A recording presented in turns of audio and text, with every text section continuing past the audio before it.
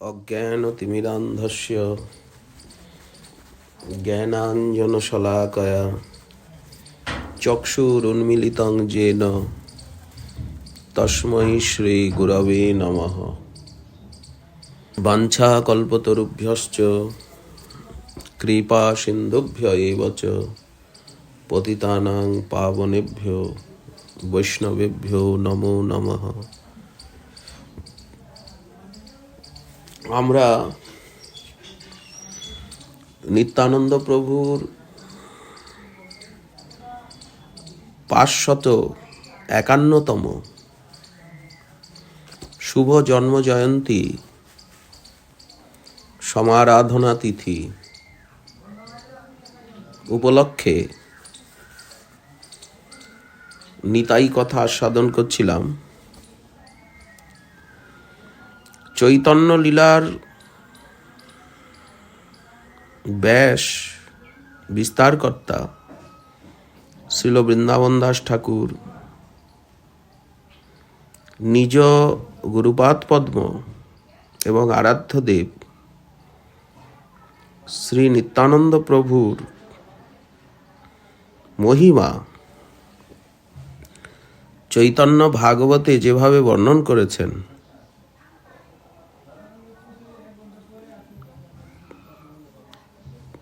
তা অতিশয় হৃদয়গ্রাহী, চিত্তাকর্ষক এবং কারুণ্যলীলার চরম সীমা। নিত্যানন্দ প্রভুকে অবধূত চন্দ্র, নিত্যানন্দ চন্দ্র, নিত্যানন্দ প্রভু, নিত্যানন্দ মহামহেশ্বর, নিত্যানন্দ সিংহ, নিত্যানন্দ মহামল্ল,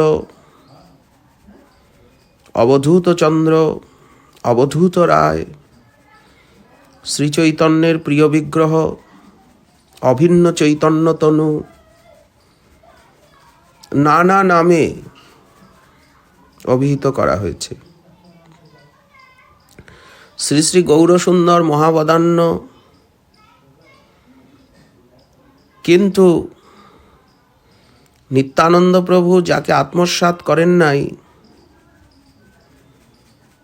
যিনি নিতাই কৃপায় বঞ্চিত, গৌরসুন্দর কখনোই তাকে কৃপা করেন না। যদি নিতাই কৃপা পাওয়া যায়, নিত্যানন্দ প্রভুর আনুগত্য দাসত্বকে প্রাপ্ত হওয়া যায়, তাহলে অনায়াসেই গৌরচরণ, রাধাচরণ এবং সব কিছু লাভ হয়ে থাকে।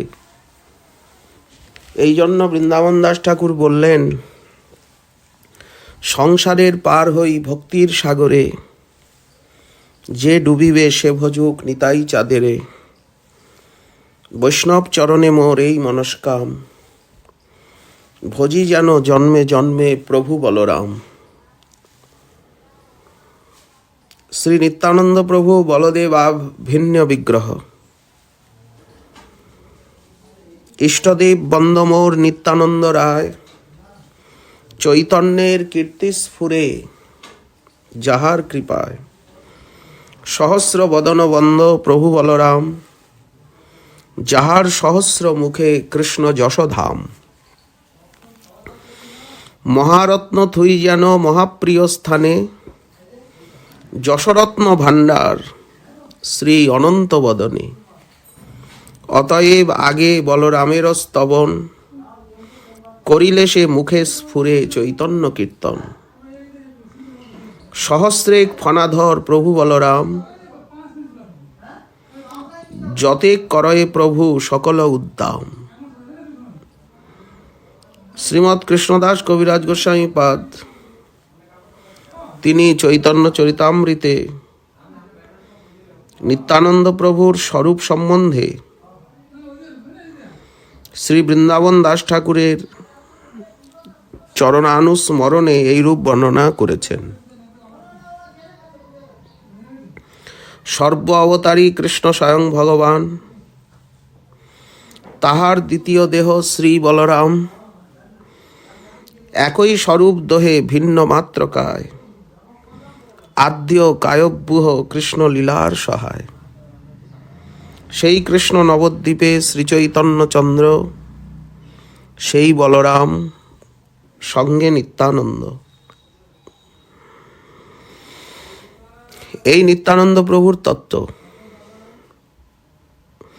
নিত্যানন্দ প্রভুর আবির্ভাব সম্বন্ধে বৃন্দাবন দাস ঠাকুর যেভাবে বর্ণনা দিয়েছেন, ঈশ্বর আজ্ঞায় আগে শ্রী অনন্ত ধাম, রারে অবতীর্ণ হইলা নিত্যানন্দ রাম। মাঘ মাসে শুক্লা একাদশী শুভ দিনে পদ্মাবতী গর্ভে এক চাকা নামে গ্রামে, হারাই পণ্ডিত নামে শুদ্ধ বিপ্ররাজ, মূলে সর্বপিতা তানে করি পিতা ব্যাজ। রার দেশ বীরভূম জেলার অন্তর্গত একচক্রা গ্রাম রার পরগনার মধ্যে মল্লারপুর স্টেশনের থেকে 4 ক্রোশ পূর্বে এই একচক্রা গ্রাম, রামপুরহাটের নিকটেই। বর্তমান একচক্রা খণ্ড বিখণ্ড হয়ে গেছে। বর্তমান ওই গ্রামের নাম নিত্যানন্দ প্রভুর প্রিয়তম পুত্র অভিন্ন চৈতন্যতনু শ্রী বীরচন্দ্র প্রভুর নামে। বীরচন্দ্র প্রভু ওখানে গিয়ে পতিতুদ্ধার লীলা প্রকাশপূর্বক ওখানে নিবাস করেন এবং বীরচন্দ্র প্রভুর অন্তর্ধান লীলাও একচক্রা গ্রামেই। এবং বীরচন্দ্র প্রভুর নাম অনুসারেই একচক্রার এই প্রাচীন অংশ বর্তমান বীরচন্দ্রপুর নামে খ্যাত হয়েছে। এখানেই নিতাই চাঁদের বাড়ি। নিত্যানন্দ প্রভু পিতার নাম হারাই পণ্ডিত বা হারো ওঝা। ইনি মৈথিল ব্রাহ্মণ ছিলেন। উপাধ্যায় কৌলিক উপাধি, কেউ বলেন বন্দ্যোপাধ্যায়। অপভ্রংশ হয়ে ওঝা বা ঝা, ওঝা বা ঝা। মাতার নাম পদ্মাবতী দেবী। ব্রাহ্মণ দম্পতি নিত্য ভগবদ আরাধনা এবং বৈষ্ণব সেবার ফলে আদি বৈষ্ণবধাম স্বয়ং অনন্ত দেবকে পুত্ররূপে প্রাপ্ত হন। শ্রী নিত্যানন্দ প্রভুর আবির্ভাবে সমস্ত রার দেশ ধন্য হয়ে যায়, মহাতীর্থে পরিণত হয়। রার দেশে সবচেয়ে বেশি দেবদেবীর বাস। সর্বসুমঙ্গল অভ্যুদয় লক্ষিত হয়। দাপর যুগে যেমন শ্রী বলদেব শ্রীকৃষ্ণের অগ্রজ রূপে অবতীর্ণ হয়েছিলেন, তেমনি কলিযুগে শ্রী নিত্যানন্দ প্রভু গৌরসুন্দরের বড় ভ্রাতা রূপে অবতীর্ণ হয়েছেন। শ্রী গৌরসুন্দর শ্রীধাম নবদ্বীপে নিতাই চাঁদের আবির্ভাবের 13 বছর পরে আবির্ভূত হলেন। তখন অন্তর্যামী নিত্যানন্দ প্রভু ওই আবির্ভাব জানতে পেরে মহা আনন্দে হুঙ্কার ধ্বনি করে উঠলেন। ওই হুঙ্কার ধ্বনি শুনে দেশবাসী জনসাধারণ নানা প্রকার মত প্রকাশ করেছিল। কেউ বললেন বজ্রপাত হচ্ছে, কেউ বা বললেন রার দেশে যে মৌরেশ্বর নামক শিব আছেন তিনি হুঙ্কার করে উঠেছেন। কেউ বললেন ভগবান গর্জন করছেন। এইরূপ অনেক লোক অনেক প্রকার কথা বললেন। নিত্যানন্দ প্রভুর জন্মলীলা, শৈশব লীলা, পৌগণ্ড লীলা, কৈশোর লীলা এবং যৌবন লীলা সবই দিব্যাতিদিব্য এবং লোকাতীত, অলৌকিক। গৌরসুন্দরের যাবতীয় লীলা লৌকিক ভাবের মধ্যে ঐশ্বরীয় ভাবের সর্বদা প্রকাশ দেখা গেছে।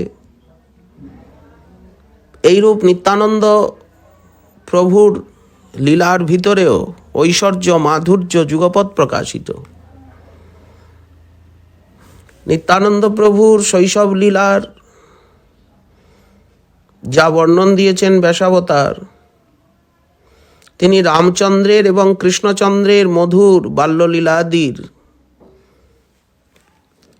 অভিনয়ের কথা বর্ণন করেছেন।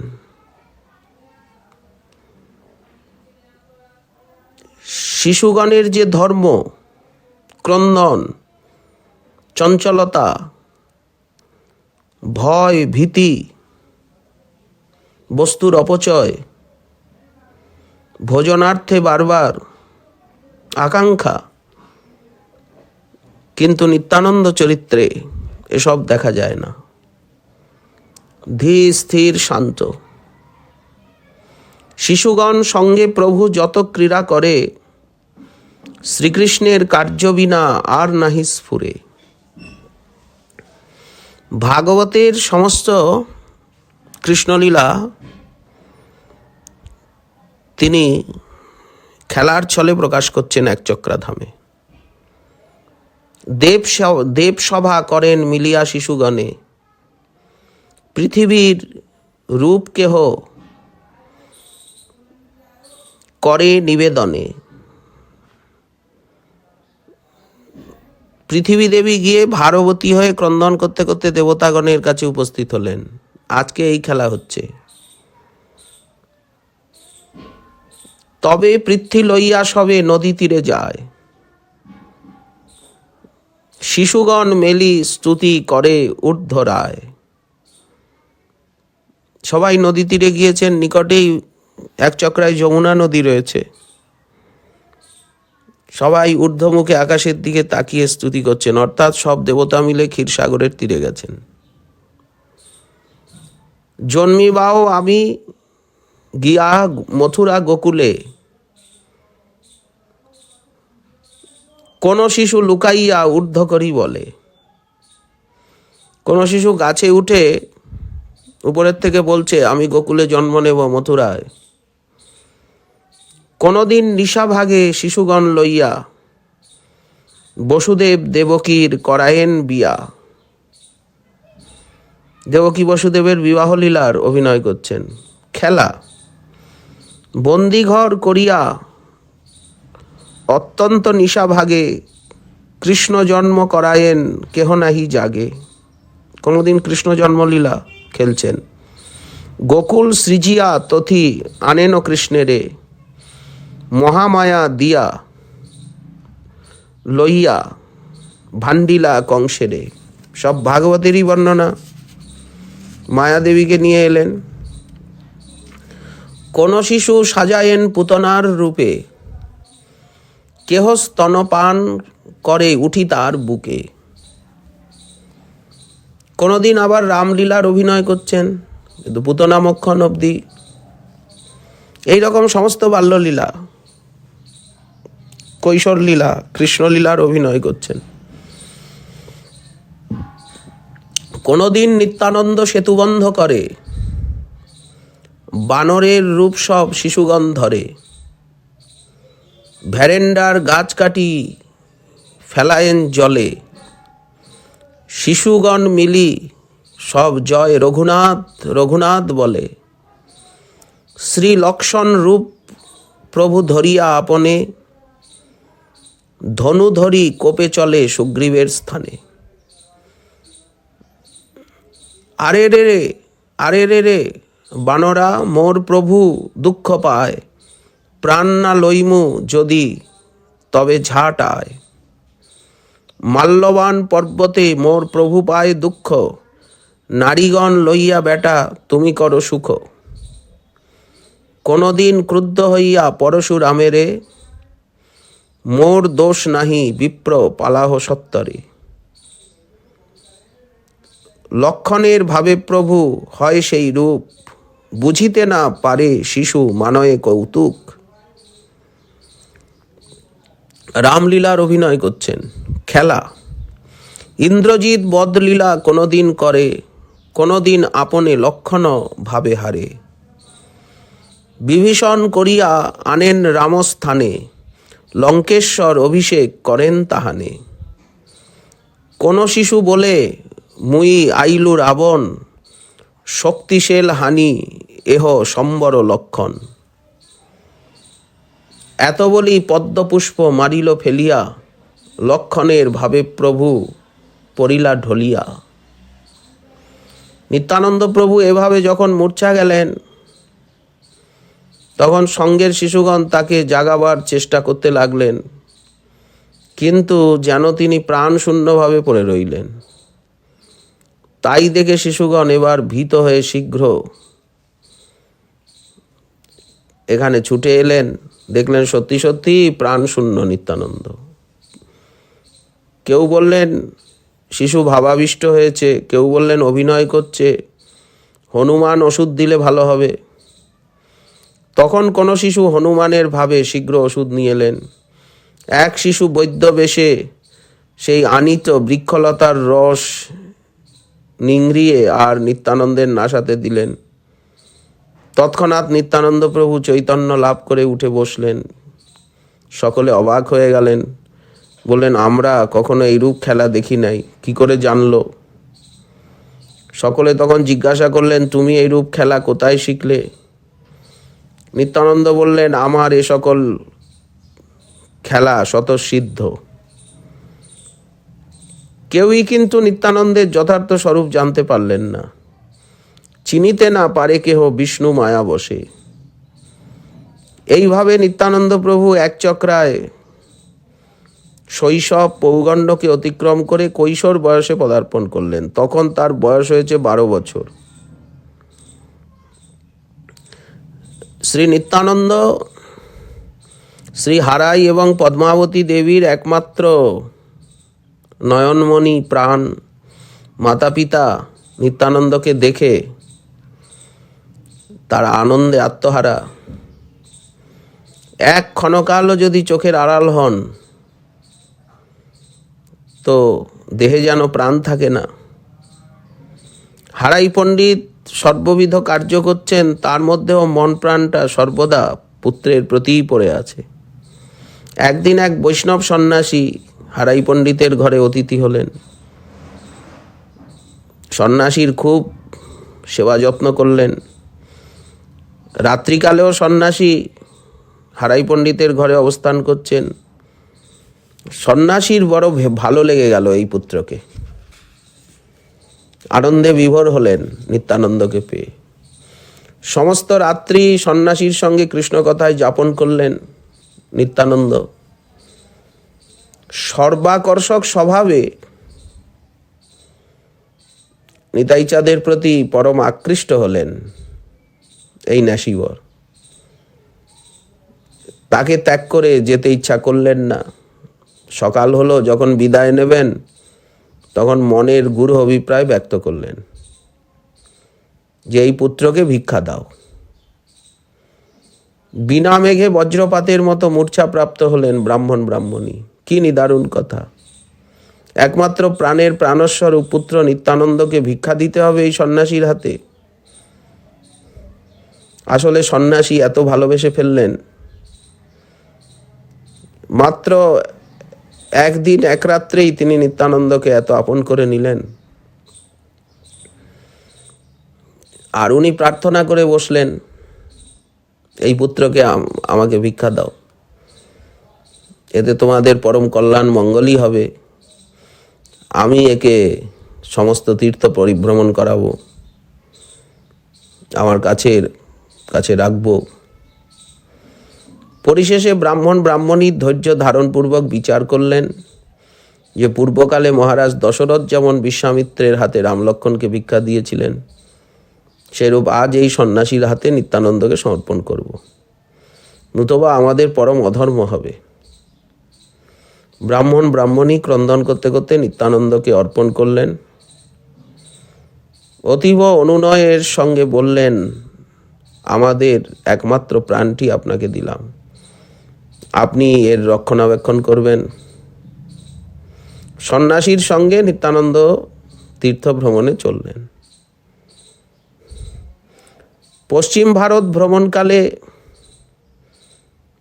অকস্মাৎ মাধবেন্দ্র পুরীর সঙ্গে সাক্ষাৎকার হলো।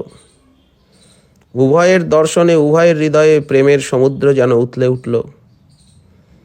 উভয়ের অপূর্ব প্রেমাবেশ দর্শন করে ঈশ্বরপুরী প্রভৃতি শিষ্যগণ বিস্মিত হলেন। নিত্যানন্দ প্রভুকে পেয়ে মাধবেন্দ্র পুরীপাদ আনন্দে আত্মহারা হয়ে গেলেন। বলছেন যে আমি সারা ভারত ভ্রমণ করলাম, কিন্তু কোথাও তো প্রেম দেখলাম না। প্রেম না দেখিলু কোথা, সেই মোর সর্বতীর্থ হেন প্রেম যথা। আমার তো প্রয়োজন প্রেম। এই প্রেমকে অন্বেষণ করতে আমি সারা ভারত ঘুরেছি। যেখানে প্রেম সেখানেই সব তীর্থ। জানিলু কৃষ্ণের কৃপা আছে মোর প্রতি, নিত্যানন্দ হেন বন্ধু পাইনু সংহতি। বন্ধুরূপে উনি নিত্যানন্দ প্রভুকে স্বীকার করলেন, কিন্তু নিত্যানন্দ প্রভু গুরুবুদ্ধিতে স্বীকার করলেন। যে সে স্থানে হয় যদি নিত্যানন্দ সঙ্গ, মাধবেন্দ্র পুরীপাদের উক্তি দেখুন, যে সে স্থানে যদি নিত্যানন্দ সঙ্গ হয়, সেই স্থান সর্বতীর্থ বৈকুণ্ঠাদিময়। নিত্যানন্দ হেন ভক্ত শুনিলে শ্রবণে, নিতাইচাঁদের কথা, তার নামরূপ গুণলীলা কেউ যদি কানে শ্রবণ করে, অবশ্য পাইবে কৃষ্ণচন্দ্র সেই জনে। মাধবেন্দ্র পুরীর সঙ্গে পরম সুখে কৃষ্ণ কথা আলাপনে বেশ কিছুকাল অতিবাহিত করলেন। তারপরে সেখান থেকে সেতুবন্ধ আদি তীর্থ দর্শনে চলে গেলেন। ধনুষ তীর্থ, বিজয়নগর, অবন্তী দেশ, গোদাবরী প্রভৃতি তীর্থ দর্শন করে পুরী ধামে এলেন। এই প্রথম পুরীতে আসা। জগন্নাথ দর্শনে প্রেমাবিষ্ট হয়ে নৃত্যগীত করলেন। কয়েক দিবস অবস্থান করে গঙ্গাসাগর তীর্থে এলেন। এখান থেকে আবার গয়া, বারাণসী, প্রয়াগ হয়ে ব্রজমণ্ডলে এলেন। ব্রজধামে এসে অপূর্ব প্রেমাবস্থা প্রাপ্ত হলেন। নিরবধি বৃন্দাবনে করেন বসতি, কৃষ্ণের আবেশে না জানেন দিবারাতি। কৃষ্ণলীলার স্ফূর্তি হচ্ছে। আহার নাহিক কদাচিৎ দুগ্ধপান, সেও যদি অযাচিত কেহ করে দান। যখন বৃন্দাবনে শৃঙ্গার বটে যমুনা পুলিনে ভাবাবেশে অবস্থান করছিলেন, তখন এদিকে গৌরসুন্দর তার বিদ্যার বিলাস, অধ্যয়ন লীলা, অধ্যাপনা লীলা, বিবাহ লীলা ইত্যাদি সমাপ্ত করে গয়াধামে পিতৃকর্ম সমাপন পূর্বক ঈশ্বরপুরীকে সেখানে পেয়ে তার কাছের থেকে মন্ত্রদীক্ষা গ্রহণ করে নবদ্বীপ ধামে ফিরে এলেন। এইবার ভাগবত ধর্ম প্রচারের জন্য, জীবকুলের উদ্ধারের জন্য তিনি আত্মপ্রকাশ করছেন। ধীরে ধীরে নিরন্তর ভক্তগণ সঙ্গে প্রেম রস আস্বাদন করছেন। শ্রীবাস পণ্ডিতের ভবন হল মহাপ্রভুর সংকীর্তন সদন। তিনি ভক্তগণ সঙ্গে প্রেম রস আস্বাদনে সংকীর্তন রঙ্গে বিভোর আছেন, কিন্তু সাধারণ অন্য কোনো জীবকে প্রেম দিচ্ছেন না। যেন কারো প্রতীক্ষায় তিনি আছেন। কে জানে তার সেই গূঢ় অভিপ্রায়।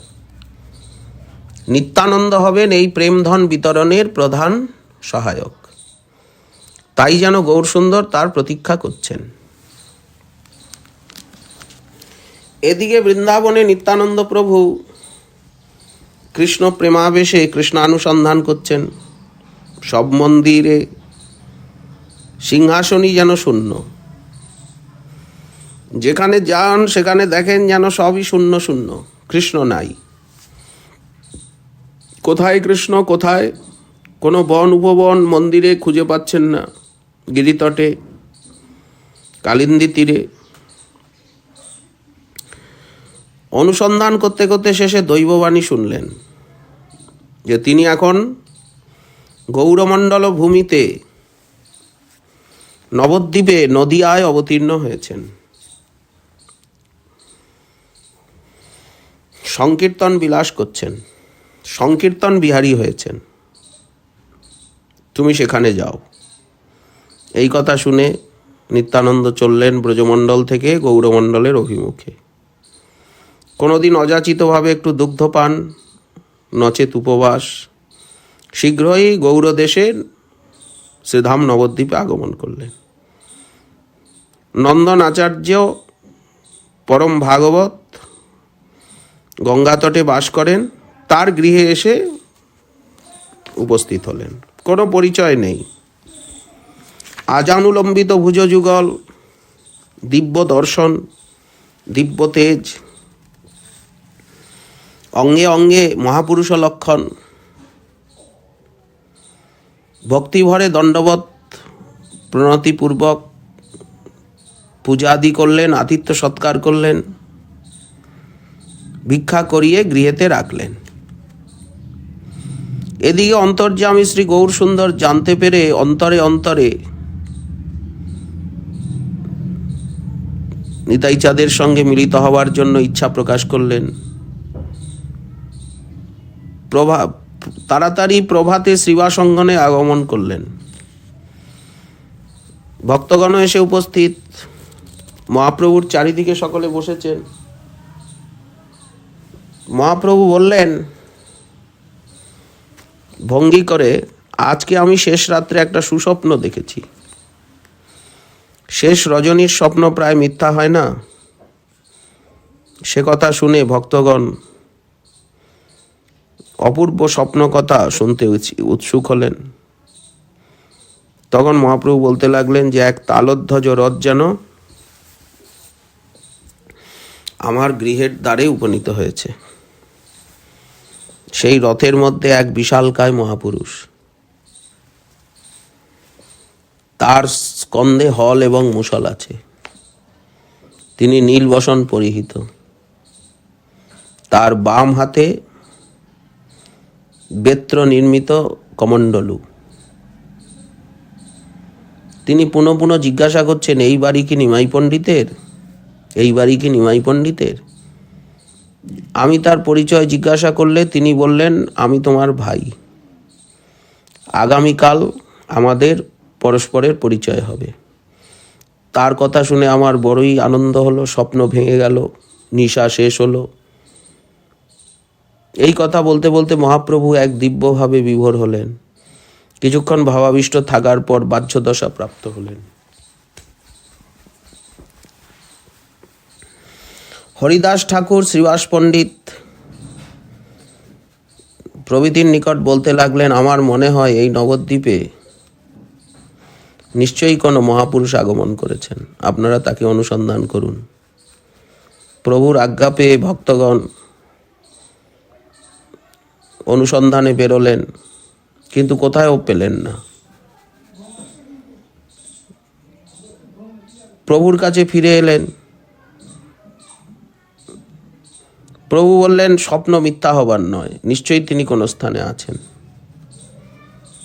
এইবার মহাপ্রভু স্বয়ং অনুসন্ধান করতে লাগলেন। ভক্তগণও পশ্চাৎ পশ্চাৎ চললেন। সোজাসুজি একেবারে নন্দনাচার্যের গৃহে উপস্থিত হলেন।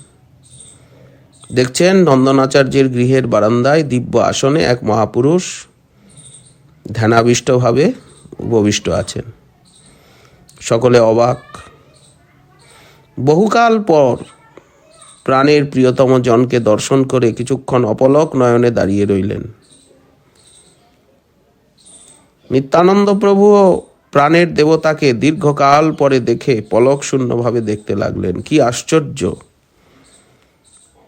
নয়নে নয়নে মিলন, দুহে দুহার রূপ পানে বিভোর, স্থির নয়ন তারকা। এমন সময় শ্রীবাস পণ্ডিত ভাগবতের একটি কৃষ্ণরূপ বর্ণনাত্মক শ্লোক সুস্বরে গান করতে আরম্ভ করলেন। তখন নিত্যানন্দ প্রভু প্রেমে হুঙ্কার করতে করতে ধরাতলে গড়াগড়ি যাচ্ছেন। নয়নের জলে ভূতল সিক্ত হতে লাগলো। সেই প্রেম দর্শন করে গৌরসুন্দর আর স্থির থাকতে পারলেন না। তিনিও কৃষ্ণ কৃষ্ণ বলে প্রেমাশ্রুপাত করতে করতে নিত্যানন্দকে জড়িয়ে ধরলেন, কোলে তুলে নিলেন। সে কি মধুর মিলন! সেই দৃশ্য, সেই রূপ, সেই প্রেমাবেশ। দুইজনের নয়ন জলে দুইজনে সিক্ত হচ্ছেন। ভক্তগণ ঘন ঘন হরিধ্বনি করছেন। আজ গৌর নিত্যানন্দের মিলন হলো নন্দনাচার্যের গৃহে, এই নবদ্বীপে। তারপর মহাপ্রভু নিত্যানন্দ প্রভুকে নিয়ে ভক্তগণের সঙ্গে মহানন্দে শ্রীবাসের অঙ্গনে সংকীর্তন করতে করতে আগমন করলেন। কিছুক্ষণ নৃত্য কীর্তন করবার পর মহাপ্রভু নির্দেশ দিলেন, শ্রীবাস তোমার এখানে ইনি অবস্থান করবেন। প্রভুর আজ্ঞায় নিত্যানন্দকে সাক্ষাৎ ঈশ্বর জ্ঞানে সেবা করতে লাগলেন। মালিনী দেবী তিনিও পুত্রের ন্যায় নিতাইচাঁদকে আপন করে নিলেন। নিত্যানন্দ প্রভুও নিজের জননীর মতো ভাবছেন। মালিনী দেবী ভগবত অর্চনার বাসন বর্তন মার্জন করে রেখেছেন। এমন সময় এক কাক উড়ে এসে ঠাকুরের ঘি ভোগ লাগানো হয়, যাতে সেই পেতলের বাটিটি নিয়ে চলে গেল। মালিনী দেবী হায় হায় করে উঠলেন, অত্যন্ত দুঃখ প্রকাশ করতে লাগলেন। মা, তুমি কেন কাঁদছো, হায় হায় করছো? দুঃখ করো না, ওই বাটি আমি এখনই এনে দেব। তিনি কাককে আহ্বান করে বললেন, রে কাক, তুই শীঘ্র ঠাকুরের ঘৃতের বাটি এনে দে। নিত্যানন্দের আদেশে কাকটি শীঘ্র বাটিটি কোথা থেকে এনে আর ফেলে দিয়ে উড়ে গেল। সকলে দেখে অবাক। ত্রিলোকের অধীশ্বর, তার পক্ষে অসম্ভব কি? শ্রীপাদ, কাল তো ব্যাস পূর্ণিমা, ব্যাস পূজা দিবস, গুরু পূর্ণিমা। তুমি কোথায় ব্যাস পূজা করবে? শ্রীবাসের হাত ধরলেন নিত্যানন্দ। এ বামনের ঘরে শ্রীবাস পণ্ডিত ব্যাস পূজা মহোৎসবের সব আয়োজন করলেন মহাপ্রভুর আদেশে। অধিবাস দিবসে সুসজ্জিত ব্যাস পূজা মণ্ডপে প্রাতঃকাল থেকেই কীর্তন আরম্ভ হলো। নিয়ম করা হলো যে আজকের উৎসবে ভক্ত ব্যতীত অন্য কেউ প্রবেশ করতে পারবে না। তারপরে আরম্ভ হলো গৌর নিত্যানন্দ দুই ভাইয়ের মহানৃত্য সংকীর্তন। আজ গোলকের হরি ভুলকে নেমেছেন। যুগধর্ম নাম সংকীর্তন, নামাশ্রয়া ভক্তি, নাম উপলক্ষিতা ভক্তি, নাম প্রাধান্যাত্মিকা ভক্তি, ভক্তিরস মাধুর্য আস্বাদনের জন্য আজ প্রভু এসেছেন। মধ্যাহ্নকালে বিশ্রাম করলেন। পুনরায় সন্ধ্যাকাল হতে মহাসংকীর্তন আরম্ভ হলো। মধ্যরাত্র পর্যন্ত নিত্য কীর্তন চলল। ভক্তগণ নিজ নিজ ভবনে চলে গেলেন। মহাপ্রভু নিজ ভবনে এলেন। নিত্যানন্দ প্রভু শ্রীবাস অঙ্গনেই আছেন। কিছু রাত্র পরে আর মহাভাবাবেশে হুঙ্কার করে উঠলেন, নিজের দণ্ডটি ভেঙে ফেললেন, কমণ্ডলটাও আছাড় মেরে দূরে ফেলে দিলেন। পরদিন প্রভাতে সর্বান্তর্যামী প্রভু শীঘ্র শ্রীবাস অঙ্গনে এলেন। মহাভাবাবেশের কথা শ্রবণ করলেন, আর সেই ভাঙা দণ্ড আর কমণ্ডলটা প্রভু সংকীর্তন করতে করতে গঙ্গার মধ্যে বিসর্জন করে দিলেন। মহাপ্রভু ভক্তগণের কাছে জানালেন, নিত্যানন্দ মহাভাগবত নিত্যসিদ্ধ মহাজন, তার পক্ষে এই যে ত্রিগুণাত্মক বেদের নির্মিত যে বর্ণাশ্রম ধর্ম এবং তার চিহ্নাদি রক্ষা করার কোনো প্রয়োজন নাই। আর নিতাইচাঁদও মনে করলেন, যার জন্য এই আমার দণ্ডকমণ্ডলু, তাকে তো পেয়েই গেছি, আর এসব আমার রেখে রেখে কি হবে? ওই জন্য উনি প্রেমাবেশে সব ভেঙে ফেললেন। মহাপ্রভু নিতাই চাঁদকে নিয়ে গঙ্গা স্নানাদি করে ভক্তগণের সঙ্গে শ্রীবাস অঙ্গনে ফিরে এলেন। দুই প্রভুকে নূতন বস্ত্র পরিধান করতে দিলেন। আজ ব্যাস পূজা মহোৎসব, মহাসংকীর্তন আরম্ভ হলো। মৃদঙ্গ মধুর বাদন হতে লাগলো। শ্রীবাস অঙ্গনে যেন স্বয়ং আনন্দ মূর্তিমান হয়ে অবতীর্ণ হয়েছেন। গগন, পবন, দুলোক, ভূলোক, গোলোক সবই সেই আনন্দ সিন্ধুর হিল্লোলে যেন নৃত্য করছে। সকলেই সুখ সিন্ধুতে ডুবে যাচ্ছেন। সকলেরই দিব্যানুভূতি। শ্রীবাস পণ্ডিত প্রভুর ইঙ্গিতে একটি সুগন্ধি পুষ্পমাল্য নিত্যানন্দ প্রভুর হাতে দিলেন। ব্যাসদেবের কণ্ঠে দিন, আজ মাল্য অর্পণ করুন। আজকে মালা পরাতে হয় জগৎগুরু বেদব্যাসকে। মালাটি হাতে নিয়ে আনন্দে বিভোর চিত্তে চারিদিকে দৃষ্টিপাত করছেন। শ্রীপাদ, মালাটি ব্যাসদেবের কণ্ঠে দিয়ে ব্যাস পূজা সুসম্পন্ন করুন।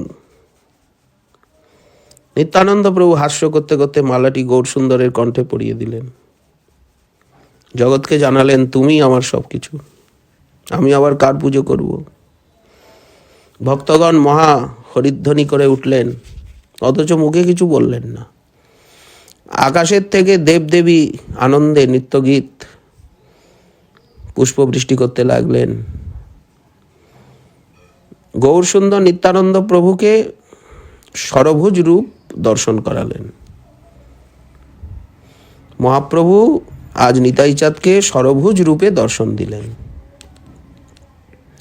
নিত্যানন্দ প্রভু সেই দিব্য স্বরূপ দর্শন করে আনন্দে প্রেমে মূর্ছিত হয়ে গেলেন।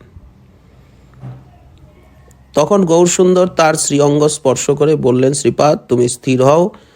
যে সংকীর্তন প্রচারের জন্য তুমি অবতীর্ণ হয়েছ, নাম প্রচারের জন্য, তা সিদ্ধ হলো। তুমি প্রেম ভক্তি ধনের ভাণ্ডারী। তুমি যদি লোককে কিছু দাও তবেই তারা প্রেম লাভ করতে পারবে। আমি তোমাকে প্রেম ভক্তির ধনের ভাণ্ডারী বানালাম। তুমি আমার ভাণ্ডারী। তুমি যদি কাউকে কিছু দাও তবেই তারা প্রেম লাভ করতে পারবে, নতুবা নয়।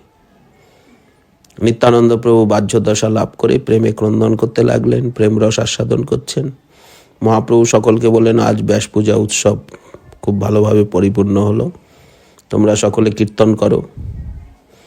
দুই ভাই নৃত্য করছেন, চারিদিকে ভক্তবৃন্দ কীর্তন করছেন। মালিনী দেবীর সঙ্গে সচিমাও এসে নিভৃতে বসে এই সকল লীলা দর্শন করতে লাগলেন। এবার আজ মহাপ্রসাদের আয়োজন, সংকীর্তন অন্তে ব্যাস পূজার প্রসাদ সব ভক্তগণ আস্বাদন করলেন। একদিন গৌরসুন্দর শ্রীবাস পণ্ডিতের ভ্রাতা শ্রীরাম পণ্ডিতকে বললেন, যাও তো শান্তিপুরে, অদ্বৈত আচার্যকে বলবে যে নিতাই চাঁদ এসেছেন। শ্রীরাম পণ্ডিত এলেন শান্তিপুরে, নিত্যানন্দের আগমন বার্তা বললেন। অদ্বৈত আচার্য প্রভু শীঘ্রই নানা সেবার সামগ্রী নিয়ে গৌরসুন্দর নিত্যানন্দের শ্রীচরণ দর্শনে আগমন করলেন। গৌরসুন্দর তখন অদ্বৈত আচার্য প্রভুর যে মনোগত যে সমস্ত সংকল্প উনি মনে মনে এতদিন যা চিন্তা করছিলেন সব বলতে লাগলেন। তাই শুনে আনন্দে আত্মহারা হয়ে অদ্বৈত আচার্য প্রভু শ্রীমন মহাপ্রভুর পাদপদ্ম যুগলের মহা অর্চনা করলেন, আরতি করলেন। অপূর্ব স্তুতি। মহাপ্রভু প্রতিজ্ঞা করলেন তার বাঞ্ছাকে পূর্ণ করবেন, তাকে বর দিলেন। প্রেমাবেশে ভগবত মন্দিরে প্রবেশপূর্বক বিষ্ণু খট্টায় উপবেশন করলেন। নিত্যানন্দ প্রভু শিরে ছত্র ধরলেন, অদ্বৈত প্রভু স্তুতি পাঠ করলেন, গদাধর পণ্ডিত তাম্বুল প্রদান করছেন, শ্রীবাস ব্যজন করছেন। এইরূপভাবে প্রত্যেক ভক্ত কিছু না কিছু প্রভুর সেবা করতে লাগলেন এবং সকলে অপূর্ব প্রেমাবেশ, অপূর্ব প্রেমাস্বাদন, প্রেম ধন লাভ করে ধন্য হলেন। একদিন মহাপ্রভু বলছেন, শ্রীবাস, নিত্যানন্দকে তোমার কি বলে মনে হয়? পণ্ডিত বললেন, নিত্যানন্দ তোমারই দেহ, তোমাদের উভয়ের মধ্যে আমি কোনো ভেদ দেখি না, বরং তোমাকে জানতে হলে নিতাইয়ের কৃপা অপেক্ষিত, নিতাইয়ের কৃপা ছাড়া তোমাকে জানা যায় না। গৌরসুন্দর শ্রীবাসের মুখে এই কথা শুনে আনন্দে বলেন, শ্রীবাস, নিত্যানন্দের প্রতি তোমার এইরকম বিশ্বাস,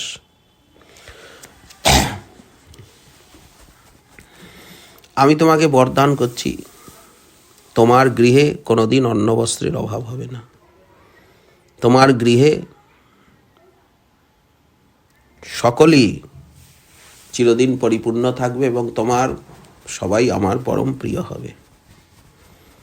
আর একদিন সচিমাতা অপূর্ব স্বপ্ন দেখলেন যে গৌর নিতাই যেন সাক্ষাৎ ব্রজের কানাই বলাই। নিতাই সচিমাকে মা মা বলে আহ্বান করছেন, সচিমাতা রন্ধন করে নিতাইকে ভোজন করাচ্ছেন। এই শুভ স্বপ্ন কথা গৌরসুন্দরকে উনি জানালেন। প্রভু বললেন, জননী, তবে নিত্যানন্দকে নিমন্ত্রণ করে আমাদের ঘরে এনে ভোজন করাও। আমন্ত্রণ করা হলো। ভৃত্য ঈশান এসে চরণ ধৌত করে দিলেন। সচিমা নিমাই নিতাইকে ভোজনে বসিয়েছেন, দুই ভাই আনন্দে ভোজন করছেন। সচিমা দেখছেন ব্রজের কানাই বলাই, তারা যেন ভোজন করছে। কিন্তু এ রহস্য তিনি কাউকে বললেন না। এরকম প্রায়ই উনি স্বপ্নে দেখেন। মহাপ্রভু বললেন, মা, এইসব স্বপ্নের কথা তুমি কাউকে বলো না।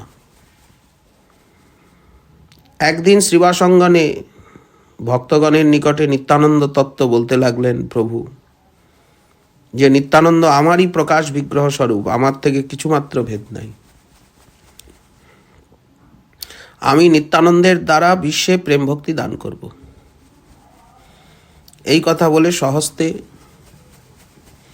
নিত্যানন্দের অঙ্গে গন্ধ লেপন করলেন, কণ্ঠে মাল্য পরিয়ে দিলেন, স্তুতি করছেন নিজে। শেষে একখণ্ড কৌপিন চেয়ে নিয়ে আর নিজের হাতে খণ্ড খণ্ড করে ভক্তবৃন্দের হাতে প্রদান করলেন, মস্তকে বন্ধন করতে আদেশ করলেন। ভক্তগণ সানন্দে হরিধ্বনি করতে করতে মস্তকে বন্ধন করলেন নিত্যানন্দের কৌপিন খণ্ড। তারপরে প্রভু ভক্তগণকে আদেশ করলেন যে নিত্যানন্দের চরণ ধৌত করো।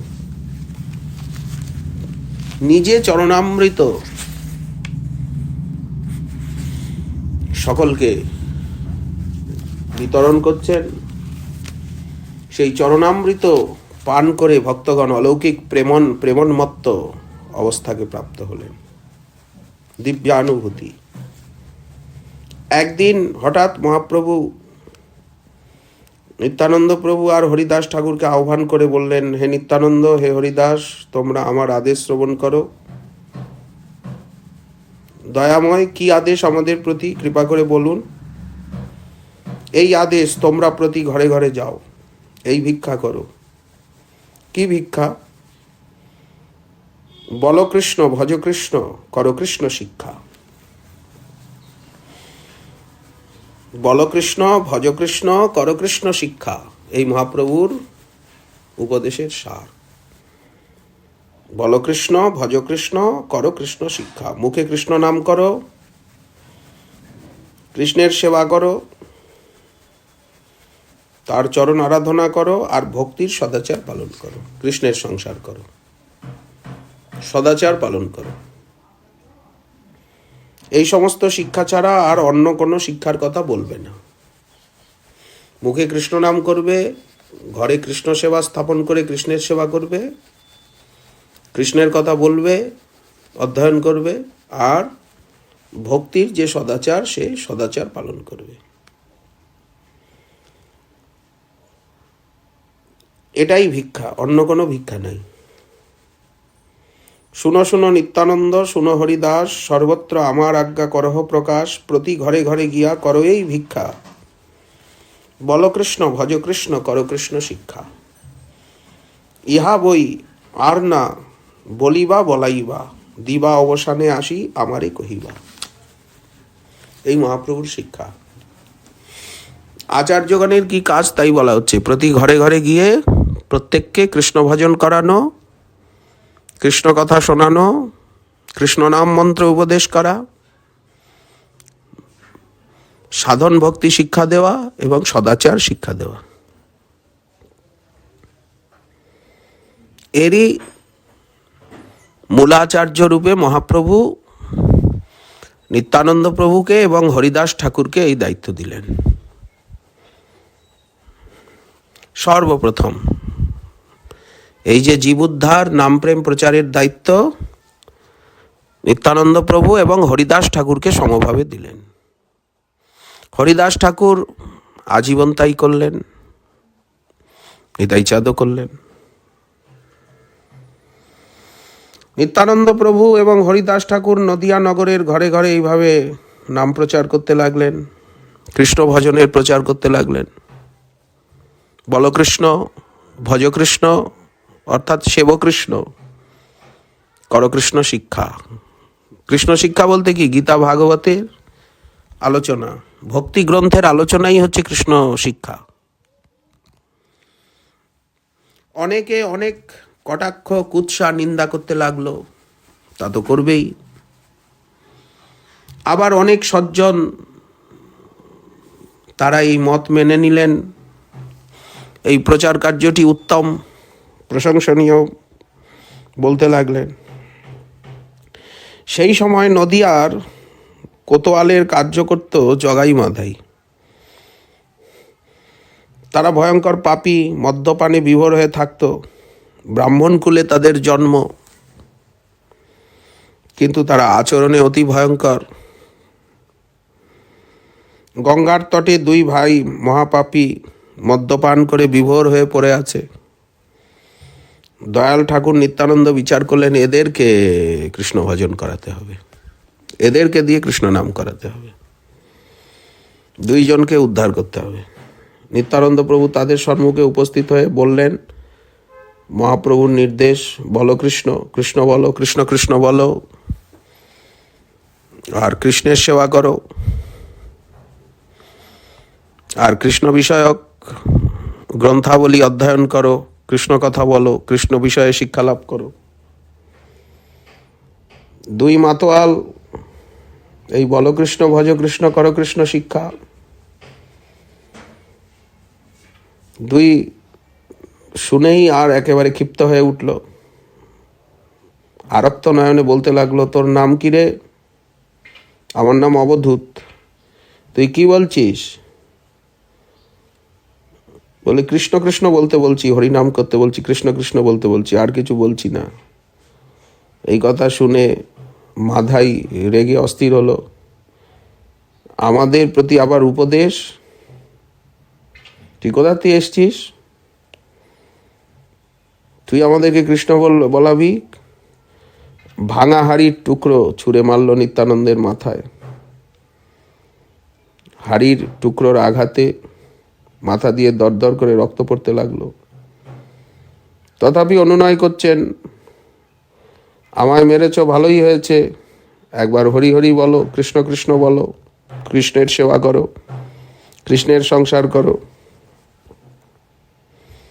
মাধাই রেগে গিয়ে পুনরায় মারতে উদ্যত হয়েছে। তখন জগাইয়ের একটু জ্ঞান এসেছে, হাত দুখানি চেপে ধরলো, বলল, ভাই বিদেশি সন্ন্যাসী, তৈথিক, এখানের নয়, ওকে মেরে কোনো লাভ নেই। এদিকে মহাপ্রভুর কাছে সংবাদ এলো, উনি উপস্থিত হলেন ভক্তগণের সঙ্গে। ললাটে রক্ত দেখে ক্রোধাবিষ্ট হয়ে সুদর্শন চক্রকে আহ্বান করছেন। মহাতেজময় সুদর্শন চক্র ওখানে উপস্থিত হলো। দুই পাপী তাই দেখে ভয়ে কম্পমান। নিত্যানন্দ প্রভু অমনি মহাপ্রভুর করপদ্ম ধরে বলতে লাগলেন, হে দয়াময়, ক্রোধ সম্বরণ করো, এই অবতার অস্ত্র ধারণের অবতার নয়, নাম প্রেম দিয়ে তুমি পাপীকে উদ্ধার করবে। আমি অনুনয় করছি, তুমি অস্ত্র ধরো না, নাম প্রেমে দুই পাপীকে উদ্ধার করো। এইরূপ মহা দয়ালুতার কথা শ্রবণ করে নিত্যানন্দ মহাপ্রভু দ্রবীভূত হয়ে গেলেন। সুদর্শনকে চলে যেতে বললেন। যখন শুনলেন যে মাধাই নিত্যানন্দকে পুনরায় যখন মারতে উদ্যত হয়েছিল, তখন জগাই হাত ধরে বাধা দিয়েছে, রক্ষা করেছে। করুণাময় প্রভু জগাইকে ডেকে বললেন, জগাই তুমি আমার দিব্যরূপ দর্শন করো। এই বলে তাকে চতুর্ভুজ নারায়ণ স্বরূপ দর্শন করালেন। চরণতলে লুটিয়ে পড়ল জগাই,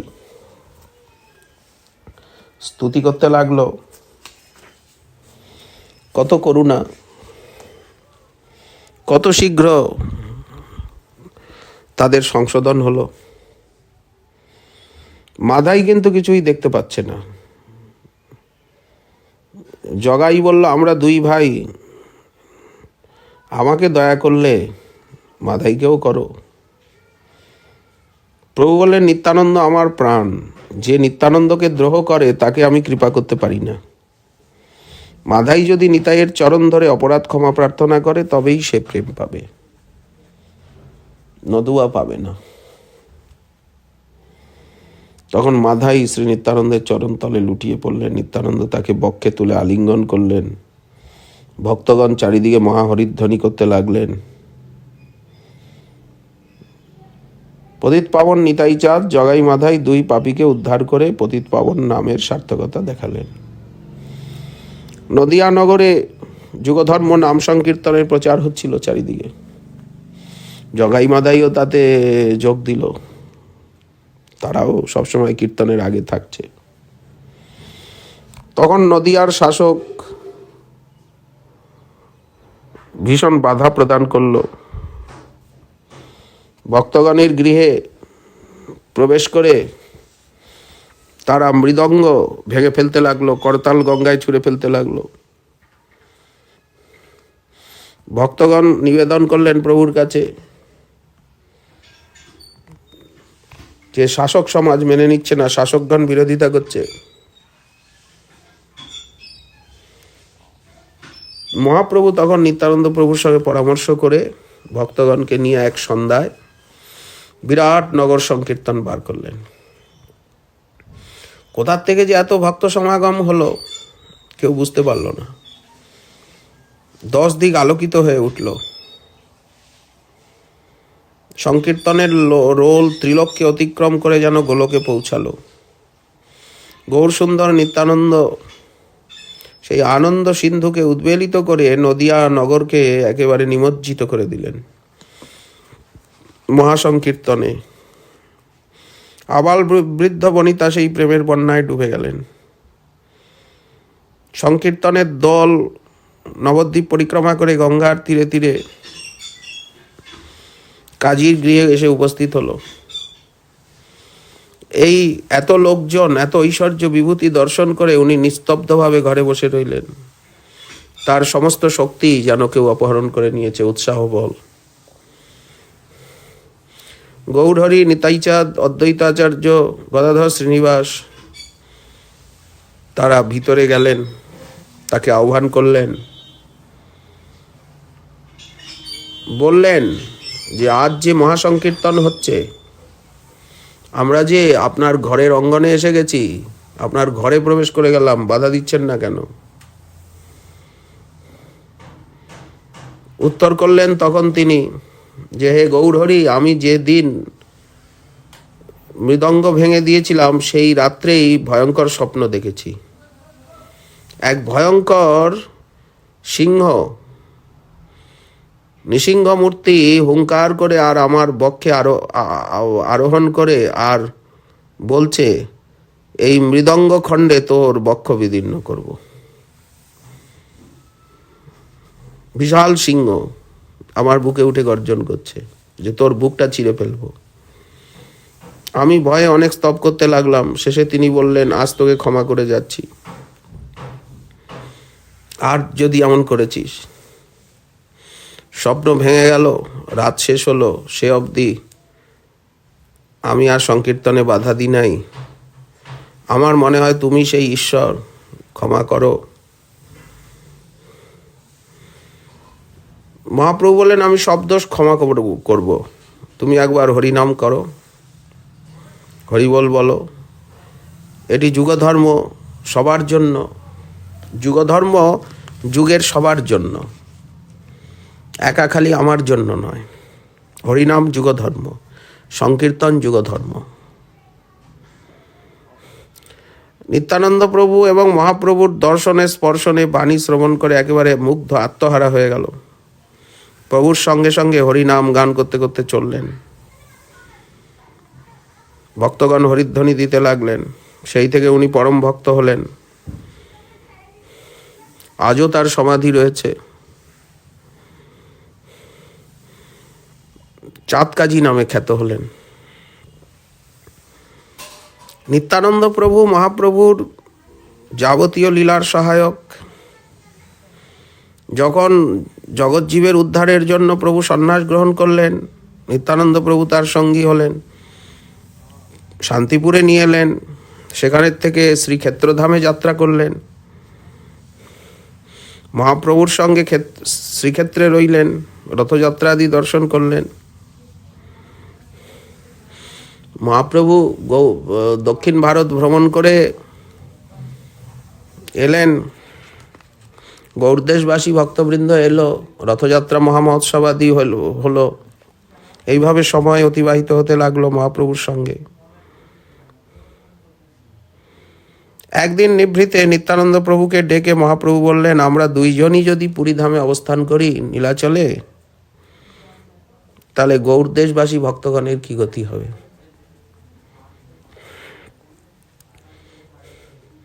তাদের কি গতি হবে? অতএব শীঘ্র আপনি গৌড়মণ্ডলে, গৌড় দেশে যাত্রা করুন, সেখানকার ভক্তগণকে সুখী করুন, সেখানে সংকীর্তনের প্রচার করুন, নামের প্রচার, পাবিতাবি জীবগণকে উদ্ধার করুন। আজ্ঞা পাই নিত্যানন্দ চন্দ্র ততক্ষণে চলিলেন গৌড় দেশে লই নিজগণে। নিত্যানন্দ প্রভু অভিরাম, মিনকেতন রামদাস, গদাধর দাস, রঘুনাথ বৈদ্য, কৃষ্ণদাস পণ্ডিত, পরমেশ্বরী দাস, পুরন্দর পণ্ডিত, ধনঞ্জয় পণ্ডিত, দ্বাদশ গোপাল, উপগোপাল সকলকে নিয়ে গৌড় দেশাভিমুখে যাত্রা করলেন। পানিহাটি গ্রামে এসে রাঘব পণ্ডিতের গৃহে অবস্থান করলেন। ক্রমে ক্রমে সবাই জানতে পারলেন গৌড় দেশবাসী ভক্তগণ সেখানে আগমন করছেন। প্রতিদিন সংকীর্তন মহামহোৎসব হচ্ছে। আজকে আমি কদম্ব ফুলের মালা পরব। এখন তো কদম্ব ফুলের সময় নয়, যাও না, দেখো বাগানে আছে। দেখছেন জাম্বিরের গাছে সব কদম্বের ফুল ফুটে আছে। জাম্বিরের বৃক্ষে সব কদম্বের ফুল ফুটিয়া আছয়ে অতি পরম অতুল। অলংকার পরতে ইচ্ছা হলো, সব অলংকারও এসে গেল। অলংকার পরিধান করলেন, দিব্য সাজে পট্টবস্ত্রে সুসজ্জিত হলেন। পানিহাটির থেকে এরিয়াদহ খড়দহ গ্রামে পুরন্দর পণ্ডিতের গৃহে এসে উপস্থিত হলেন। সুখচর, সুখসাগর, গঙ্গার তীরে তীরে, সেখান থেকে ত্রিবেণী, গঙ্গার তটে তটে যত গ্রাম, সপ্তগ্রামে এলেন। বণিক শ্রেষ্ঠ তৎকালের দিনে পরমধ্বনি উদ্ধারণ দত্তের গৃহে শুভ বিজয়। বণিক তারিতে নিত্যানন্দ অবতার, বণিকেলে দিলা প্রেম ভক্তির অধিকার। যত ব্যবসায়ী, যত বণিক, বণিক অর্থে তো ব্যবসায়ী, যত ব্যবসায়ী, বৈশ্য সমাজ, এসব বৈশ্য সমাজই নিতাইচাঁদের প্রিয়তম ভক্ত এবং শ্রেষ্ঠতম ভক্ত। এই বৈশ্যগণের গৃহে গৃহেই নিতাইচাঁদের লীলা। বণিক, বৈশ্য জাতির ঘরে ঘরে। শান্তিপুরে আগমন করলেন। সবচেয়ে বেশি নিতাই চাঁদের লীলা হচ্ছে ত্রিবেণীতে আদিসপ্তগ্রামে উদ্ধারণ দত্তের আলয়ে। শ্রেষ্ঠতম নিত্যানন্দ পার্ষদ এই উদ্ধারণ দত্ত। তার সম্পর্কে সমস্ত ব্যবসায়ী বৈশ্য গণের ঘরে ঘরে, আদিসপ্তগ্রামের ঘরে ঘরে নিতাই চাঁদ লীলা করলেন এই ত্রিবেণীতে। শান্তিপুরে দেখিয়া অদ্বৈত নিত্যানন্দের শ্রীমুখ, হেন নাহি জানেন জন্মিলা কোন সুখ। কয়েকদিন শান্তিপুরে আনন্দ করে ফুলিয়া নবদ্বীপ ধামে এসে উপস্থিত হলেন। নিত্যানন্দ আইলেন নবদ্বীপ প্রতি, সেই মতো সর্বে আদ্যে আইলা আই স্থানে। শচীরঙ্গনে এলেন, আসি নমস্ করিলেন আইয়ের চরণে। নিত্যানন্দ স্বরূপেরে দেখি শচী আই, কি আনন্দ পাইলেন তার অন্ত নাই। বেশ কিছুদিন নবদ্বীপপুরে অবস্থান করে মহাসংকীর্তন বিলাস করতে লাগলেন ভক্তের ঘরে ঘরে। এক দস্যু দলপতি নিত্যানন্দের অঙ্গে নানা প্রকার অলঙ্কার দেখে হরণ করার মনস্থ করল। সঙ্গী চোর দস্যুদেরকে আহ্বান করল। রোজ রাত্রে সংকীর্তন হয় নির্জনে ভক্ত ঘরে। চোরগণ প্রথম দিন রাতে এসে দেখল যে নিত্যানন্দের চারিদিকে বহু ভক্ত, আর তারা সব সংকীর্তন করছেন। সংকীর্তন শেষই হয় না। দ্বিতীয় দিন দেখল যে নিত্যানন্দ একা আছে, অঙ্গে নানা অলঙ্কার, অস্ত্র শস্ত্র নিয়ে প্রবেশ করলো। যখন প্রবেশ করলো তখন অন্ধ হয়ে গেল। ভয়ঙ্কর ঝড় বৃষ্টি উপস্থিত হল। দস্যুগণ আর কিছু দেখতে পাচ্ছে না, অন্ধ হয়ে সব গর্তের ভিতরে পড়ে গেল। মহা কষ্ট দুঃখ ভোগ করতে লাগলো। এইরূপে সারা রাত কেটে গেল। যখন সকালে ঝড় বৃষ্টি থেমে গেল তখন দস্যুগণ বুঝতে পারলো এইসব নিত্যানন্দ প্রভুর প্রভাব। স্নান করে এসে চরণে পড়ে স্তবস্তুতি করতে লাগলো। রক্ষ রক্ষ নিত্যানন্দ শ্রী বালগোপাল, রক্ষা করো প্রভু তুমি সর্বজীবপাল। তুমি সে জীবের ক্ষম সর্ব অপরাধ, পতিত জনেরও তুমি করহ প্রসাদ। নিত্যানন্দ প্রভু সকলকে কৃপা করলেন। এই প্রকার নবদ্বীপে যত দস্যু ছিল, যেখানে যত দস্যু ছিল, মদ্যপ ছিল, যত কুকর্মী, নিত্যানন্দ প্রভু সকলকে নাম প্রেম দিয়ে আর উদ্ধার করতে লাগলেন। পানিহাটিতে অবস্থান করছেন। অখণ্ডভাবে 3 মাস পানিহাটিতে ছিলেন। সেই সময়েরই ঘটনা। সপ্তগ্রাম মুলুকের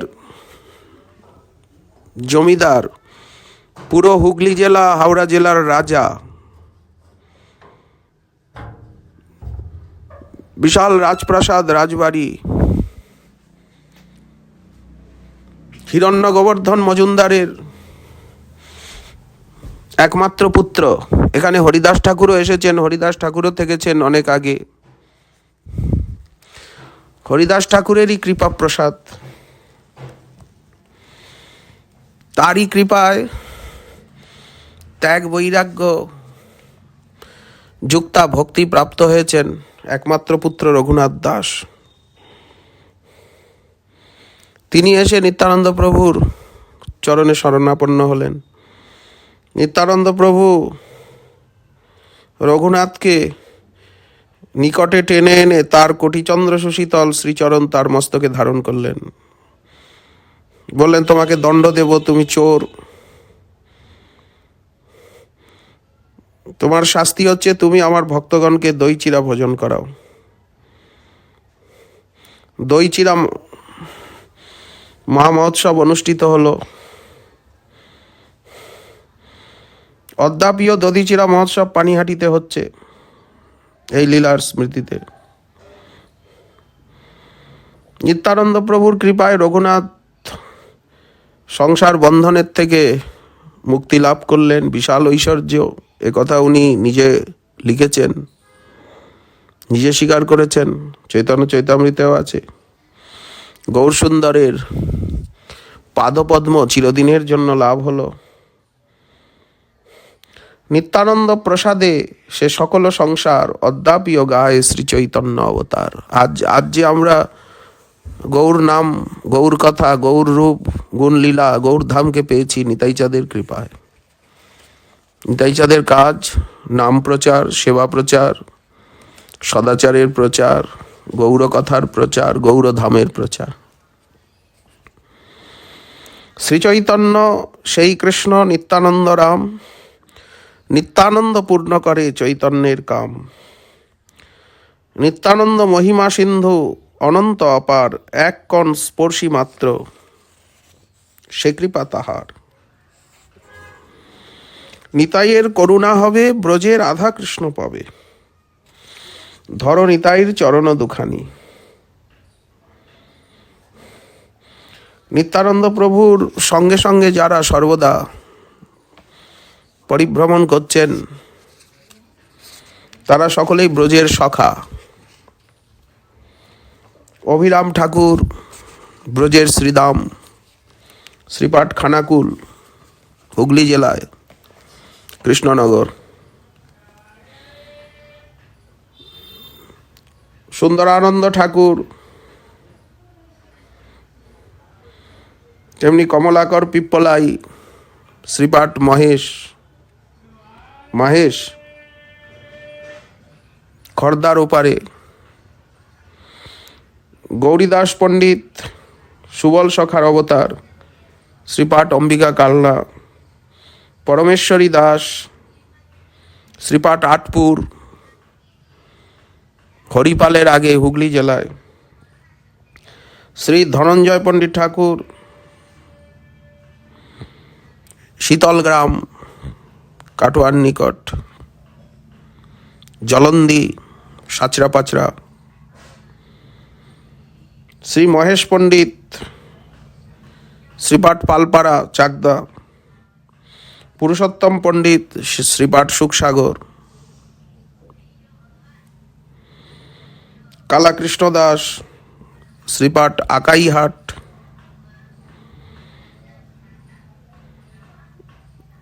শ্রী পুরুষোত্তম দাস, সুখসাগর, শিমুরালি, চান্দুর। উদ্ধারণ দত্ত ঠাকুর, শ্রীপাঠ আদিসপ্তগ্রাম। এই প্রকার দ্বাদশ গোপাল, উপগোপাল সব নিত্যানন্দ প্রভুরই শিষ্য, মন্ত্র শিষ্য। এরা সবাই নিত্যানন্দ প্রভুরই শাখা উপশাখা, সব নিত্যানন্দ পরিবার।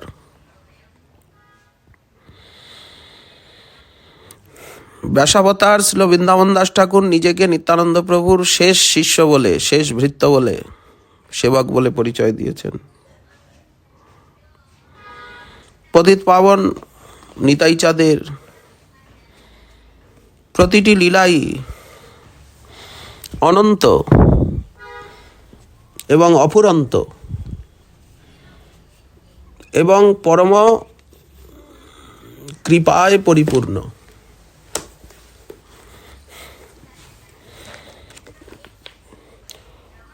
বড় গূঢ় নিত্যানন্দ এই অবতারে চৈতন্য জানায় যারে, দেখায় যারে, সে দেখিতে পারে। আর চিত্ত দৃঢ় হইয়া লাগে মহিমা জ্ঞান হইতে। আপন শিরের প্রতপ্ত শোণিত ধারায় জগাই মাধাইয়ের যুগ যুগান্ত সঞ্চিত মহামহা পাতক পুঞ্জ উনি ক্ষণেকে প্রক্ষালিত করে দিলেন। শিরের রক্ত না দিয়ে অন্য উপায়েও তো নিতাই তাদের উদ্ধার করতে পারতেন, কিন্তু তিনি যে নিত্যানন্দ, নিত্যানন্দ বিনা তাতে আর কিছু নাই। তিনি বিশ্বের কারো নিরানন্দ রাখতে পারেন না। যদি জীবের নিরানন্দ দূরীভূত করে তাদেরকে নিত্যানন্দ দান করতে তার শিরের রক্তে দেওয়ার প্রয়োজন হয়, তিনি তা হাসি মুখে দান করতে প্রস্তুত আছেন। দয়াল নিতাইয়ের এই চেষ্টায় বা আচরণে বিশ্বের মানুষ তার নিকট এই শিক্ষাই লাভ করল। ধন্য ধন্য নিতাই চাঁদের করুণা, ধন্য নিতাই চাঁদের যুগের মানুষ, তারা আজ কি পেয়েছে, তারা কি বস্তু লাভ করেছে? চৈতন্য মহাপ্রভুর এই যে অভিন্ন তনু শ্রী নিত্যানন্দ, তার স্বভাবের বিশ্ব বান্ধবতার সুর ধ্বনিত, বিশ্ব সংহতির সুর, সবাইকে এক সূত্রে গাঁথবেন, গৌরদাস সূত্রে সকলকে গাঁথবেন, সর্ব অভিমান দূর করে দেবেন, দেহাভিমান, ধনাভিমান, জনাভিমান, বিদ্যাভিমান, এগুলো থাকলে বিশ্ব বান্ধবতা, বিশ্ব সংহতি, বিশ্ব মৈত্রী বা গণতন্ত্র আসে না। নিত্যানন্দ প্রভু এই সুবিমল গণতন্ত্রের উদ্গাতা, প্রচারক। মহাপ্রভুর আদেশে শ্রী নিত্যানন্দ তত্ত্ব বিশ্বপালিনী শক্তির বৈচিত্র্য মহিমা মণ্ডিত, অনন্ত শেষ এবং সংকর্ষণ রূপে চরিত্র সৌন্দর্য পরিস্ফুট, সক্ষরসের চরম পুষ্টি সংসাধনে শ্রী নিত্যানন্দ সমুন্নত সমুজ্জ্বল মূরতি। আজ তিনি দুর্বিনীত, অধম, পতিত, লাঞ্ছিত, চরিত্র ভ্রষ্টকে শুদ্ধ সদাচারে প্রতিষ্ঠিত করে তিনি পরম সমাজ দরদি এই দুরূহব্রত পালন করছেন নিতাই। ক্ষমার মূর্তি, অগণিত কৃষ্ণ বিমুখ জনগণকে তিনি কৃষ্ণ নাম, গৌর নাম, কৃষ্ণমন্ত্র, গৌরমন্ত্র দিচ্ছেন। এই যে নাম প্রেম আন্দোলন, হরে কৃষ্ণ মহামন্ত্র আন্দোলন, নামহট্ট, নাম প্রেম প্রচারের পুরোধা, মহাপ্রভুর সংকল্প রূপায়ণে তিনি মূর্ত বিগ্রহ, এই অবধূত। তার আগ্রহ, প্রচেষ্টা এবং নামাচার্য শ্রীল হরিদাস ঠাকুরের মহনীয় ত্যাগাদর্শ, দুইকে সামনে আনলেন মহাপ্রভু, এক নিতাই চাঁদকে আর হরিদাস ঠাকুরকে। হরিদাস ঠাকুরের নিষ্ঠা, ত্যাগাদর্শ, সকলকে হরিনাম করাবার জন্য, হরিনামের মহিমা জানাবার জন্য প্রচেষ্টা, উৎসুকতা, আগ্রহ, আর নিতাই চাঁদের এই নির্ভীক প্রচেষ্টা, আন্দোলন, মহাসংকীর্তন, চরিত্র শুদ্ধির আন্দোলনের পথিকৃৎ আমাদের নিত্যানন্দ প্রভু। পরম করুণ, সহজ দয়াল, অক্রোধ পরমানন্দ, জড়ভোগ তন্দ্রা মোহনিদ্রা জরিমা ত্যাগের জন্য এই যে মন্ত্র, মধুর কৃষ্ণ নামের ধ্বনি, কৃষ্ণ নাম সংকীর্তন, এরই এই ভজনেরই সহজ সরল সাবলীল সজীব প্রাণবন্ত প্রচারক আমাদের নিতাই চাঁদ। অতি গূঢ় নিত্যানন্দ এই অবতারে, চৈতন্য জানায় যারে সে জানিতে পারে।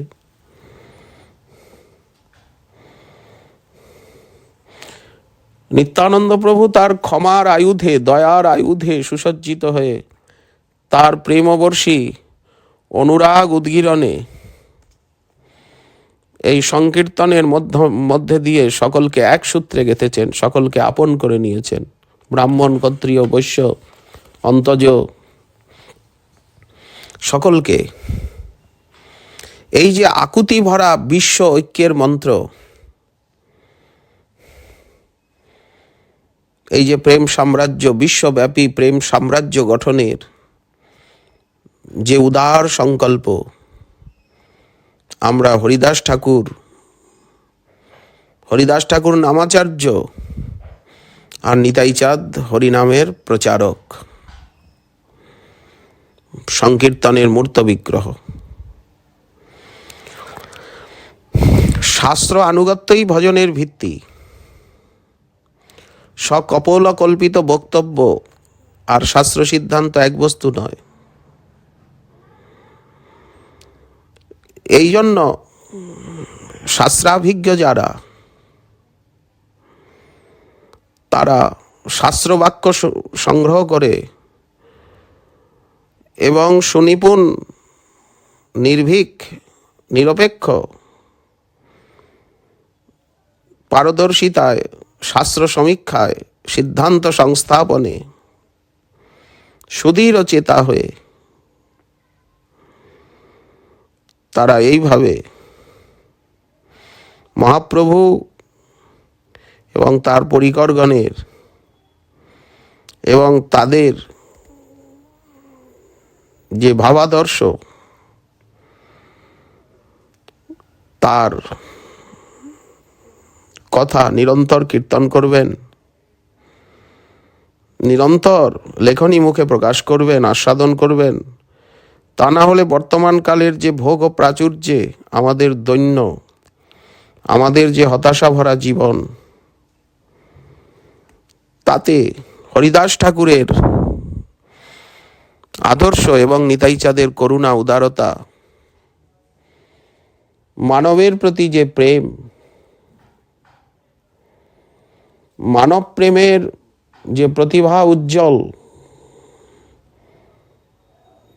এই যে পতিত পাবনী লীলা নিতাই চাঁদের, হরিদাস ঠাকুরের, গৌর পার্ষদগণের, এর শ্রবণে বর্ণনে আমাদের অন্তরে লোভ জাগবে। আমরা অনুভব করতে পারবো নিত্য সত্যকে। অধম তারণ, পতিত পাবন, করুণা নির্ঝর নিত্যানন্দ প্রভু ঠাকুর হরিদাস, আমাদের অষ্টগোস্বামী, আমাদের গৌর পরিকরগণের যে চরিতামৃত সিন্ধু, তার এক বিন্দু যদি আমাদের অন্তরে আসে, যদি আমরা পরাবিদ্যার অনুশীলনে, পূর্বাপর সিদ্ধান্ত রত্ন সংগ্রহে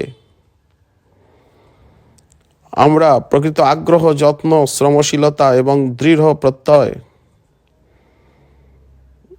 এবং আমাদের সদাচার এবং আপ্যায়ন রীতি, সর্বোপরি নিষ্ঠা, শ্রদ্ধাপুত আমাদের পরম্পরা প্রাপ্ত যে শাস্ত্রবাক্যের আনুগত্য, গুরু বৈষ্ণবের আনুগত্য এবং দাস্যের অভিলাষ এবং সাধন রীতি, এর যে সুকুমার, অম্লান, চিরন্তন আদর্শ, সহজ সরল অনাড়ম্বর জীবন আমরা যদি জীবনে লাভ করতে পারি, আমরা যদি গৌর নিত্যানন্দের তত্ত্বানুসন্ধানী হই, অনুরাগী হই, আমরা যদি নিতাই গৌরাঙ্গ প্রভু যুগলের চরণ আমাদের জীবনের সর্বস্ব করতে পারি,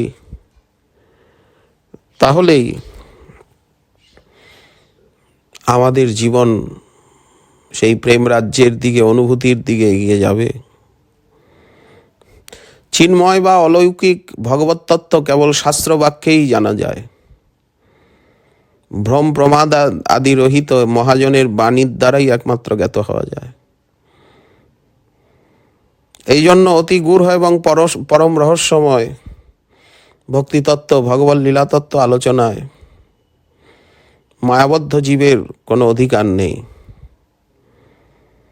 একমাত্র শাস্ত্র আনুগত্যেই সেই অধিকার আসে। বিশেষত পরম নিগুড় ছন্নাবতার এই গৌরাঙ্গের লীলা অতিশয় দুর্গেয়। নিতাই চাঁদ আরও গূঢ়।